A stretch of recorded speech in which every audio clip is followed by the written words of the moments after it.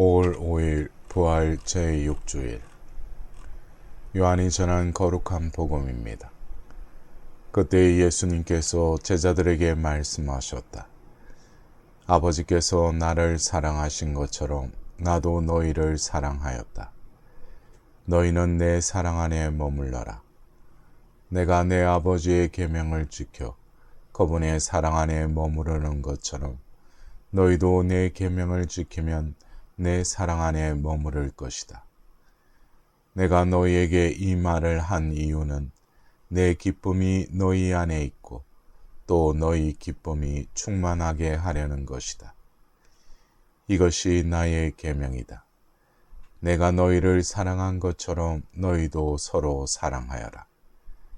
친구들을 위하여 목숨을 내놓는 것보다 더 큰 사랑은 없다. 내가 너희에게 명령하는 것을 실천하면 너희는 나의 친구가 된다. 나는 너희를 더 이상 종이라고 부르지 않는다. 종은 주인이 하는 일을 모르기 때문이다. 나는 너희를 친구라고 불렀다. 내가 내 아버지에게서 들은 것을 너희에게 모두 알려주었기 때문이다. 너희가 나를 뽑은 것이 아니라 내가 너희를 뽑아 세웠다. 너희가 가서 열매를 맺어 너희의 그 열매가 언제나 남아있게 하려는 것이다. 그리하여 너희가 내 이름으로 아버지께 청하는 것을 그분께서 너희에게 주시게 하려는 것이다. 내가 너희에게 명령하는 것은 이것이다. 서로 사랑하여라. 사랑하는 형제 자매 여러분, 오늘은 부활 제6주일입니다. 오늘 부활 6주일의 복음은 그동안 부활 시기에 선포되었던 부활의 의미를 전체적으로 정리하여 결론을 제시합니다. 죽으심과 부활의 결론은 사랑입니다. 아버지께서 나를 사랑하신 것처럼 나도 너희를 사랑하였다. 내가 너희에게 명령하는 것은 이것이다. 서로 사랑하여라. 이 말씀을 평생 묵상한 복음사가 요한은 이 독서에서 사랑의 본질을 이렇게 일러줍니다. 서로 사랑합시다. 사랑은 하느님에게서 오는 것이기 때문입니다. 사랑은 하느님에게서 온다라는 말씀은 곧 사랑의 원천이 인간이 아니라 하느님이라는 뜻입니다. 요즘은 농산물 등의 원산지 표기를 합니다. 원산지에 따라 가격이 다른데 내용물이 차이가 나기 때문입니다. 사랑 역시 어디에 원천을 두고 있는가에 따라 내용이 달라집니다. 금은머리가 팥불이 되도록 사랑하겠다고 서약한 사람들이 몇 해 못 가 싸우고 헤어지는 이유가 무엇입니까? 원산지가 변덕스러운 인간의 감정이기 때문입니다. 하느님이 원산지인 사랑은 어떤 사랑일까요? 하느님으로부터 오는 사랑은 하느님으로부터 오신 예수님을 통해서 드러났습니다. 예수님의 사랑은 십자가상의 죽음으로 드러난 사랑이었습니다. 세상의 모든 고통을 십자가 위에서 껴안으신 예수님의 사랑에 대한 하느님의 응답이 부활이었습니다. 이로써 사랑이 죽음의 한계를 넘어서서 영원하게 되었습니다. 그렇게 영원하신 하느님께서 예수님을 통해 사랑으로 드러나셨기에 하느님은 사랑이시다.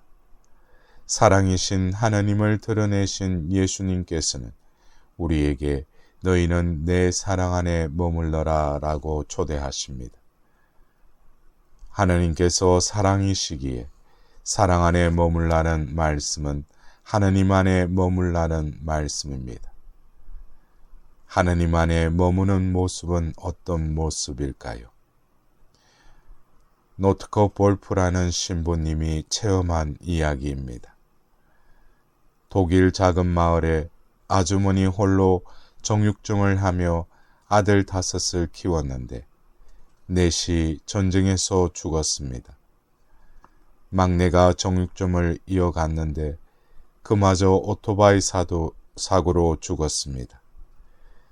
게다가 그 가부는 심한 당뇨로 한쪽 다리를 절단하였고 정육점은 다른 사람 손에 넘겨졌습니다.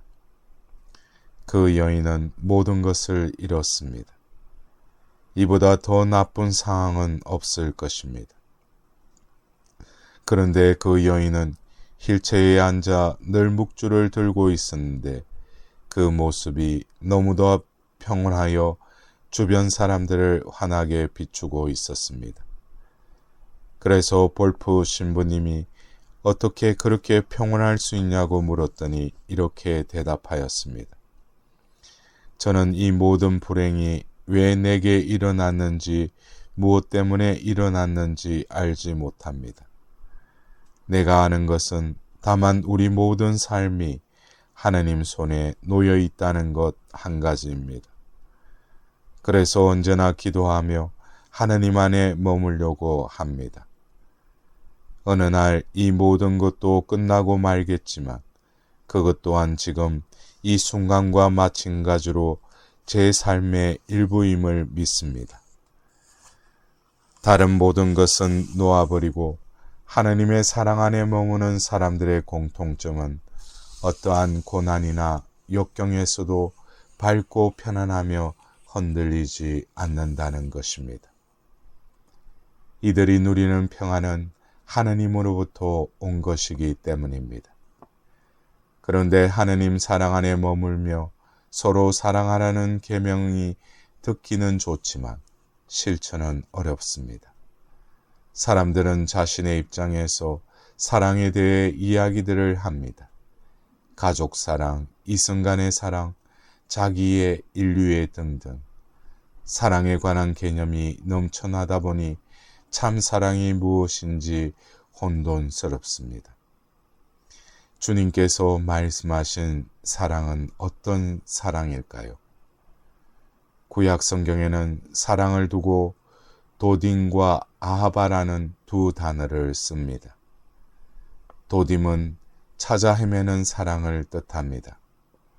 욕망을 충족시키기 위하여 좋은 사람, 편한 직장 등을 찾아 얻으려는 이 사랑의 특징은 소유의식입니다. 내 사람, 내 재산, 내 식구 등 소유의식으로 사랑하면 내 것이니까 내 마음에 들어야 하고 그렇지 않으면 실망하고 상처받다가 증오로 변하기도 합니다.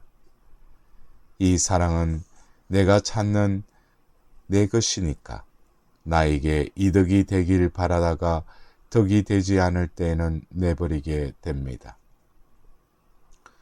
또한 사랑을 뜻하는 다른 단어 아하바라는 이 단어는 다른 이를 참되게 발견하는 사랑이라는 뜻입니다. 자신이 중심이 되어 자기에게 맞는 것을 찾아 헤매는 사랑과 대조적으로 아하바는 상대방이 중심이 되어 상대방의 소중함을 발견하고 존중하며 희생하는 사랑을 말합니다. 그리스 성경에서는 아하바를 비슷한 발음의 아가페로 옮겼고 오늘 예수님께서 서로 사랑하라고 말씀하신 사랑은 바로 이 아가페입니다. 아가페의 사랑은 자기의 이익을 찾지 않고 감성적 행복에 도취되지도 않습니다. 상대방의 존엄성을 발견하고 상대방을 귀하게 섬기며 그의 행복을 찾습니다. 이때 사랑은 성취가 아닌 포기와 희생이 됩니다. 그런데 포기와 희생으로 사랑이 끝난다면 손해만 보는 일이 아닐까요? 십자가상의 예수님의 죽음은 끝이 아니라 부활로 나아갑니다. 이와 마찬가지로 아하바의 사랑은 더 높은 차원으로 성장하고 내적으로 정화되어 이제 결정적인 사랑으로 성화됩니다. 결정적인 사랑이란 두 가지 의미, 곧 사랑하는 분으로 넉넉한 갈림없는 마음의 단일성과 사라지지 않는 영원성을 지닙니다. 이 사랑은 시간을 비롯한 온 삶을 끌어안습니다. 찾아 헤매는 소유적 사랑이 아닌 발견하는 영원한 사랑의 구체적인 모델로 예수님께서는 친구들을 위하여 내 목숨을 내놓는 것보다 더 큰 사랑은 없다라고 이르십니다. 이는 바로 우리를 하나님의 자녀로 발견하고 섬기신 주님께서 행하신 사랑인 것입니다. 이 사랑이 바로 죽으심과 부활이었습니다. 주님께서는 나는 너희를 더 이상 종이라고 부르지 않는다. 종은 주인이 하는 일을 모르기 때문이다. 나는 너희를 친구라고 불렀다 라고 말씀하십니다. 종은 주인의 소유물이지만 친구는 믿어주고 존중하는 가운데 발견하는 사랑의 관계를 이룹니다. 나를 발견하시고 믿어주시는 아가페의 사랑으로 우리를 사랑하신 주님께서는 오늘 우리도 그 사랑을 체험하라고 찾아 헤매는 사랑에서 발견하는 사랑으로 나아가라고 초대하십니다. 사랑하는 형제 자매 여러분, 오늘 이 부활주일 예수님께서는 다시금 우리에게 이르십니다. 내가 너희에게 명령하는 것은 이것이다. 서로 사랑하여라.